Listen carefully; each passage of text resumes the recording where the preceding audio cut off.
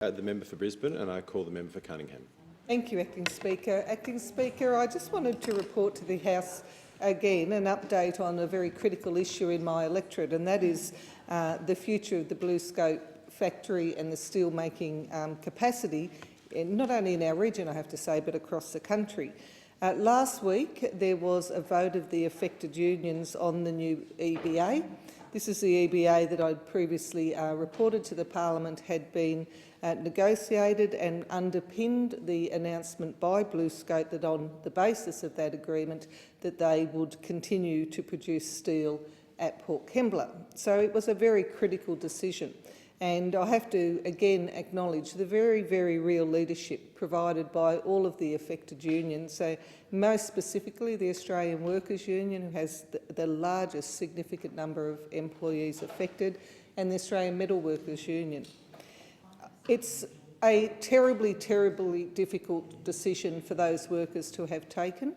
They have made a decision to act as a unified community to protect the best interests of all, to ensure that so many of their colleagues, indeed their family and friends, were not going to lose their job under the potential threat of the shutdown of that steelmaking facility. But it wasn't an easy one, because it was the price to pay for them, and for some of them it was a significant price.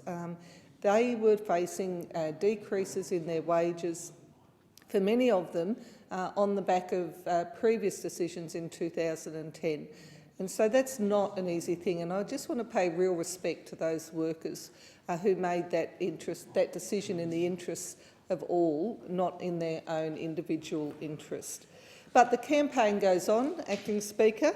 The Save Our Steel group, which has been campaigning to get more long-term decisions on ways to ensure sustainability of steelmaking in this country for the long term.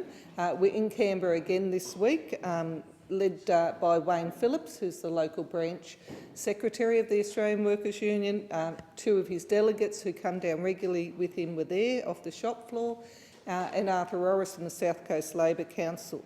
Now, their point is, and it's absolutely critically important, that the federal government needs to step up and take more action to determine this important strategic industry has a long-term future.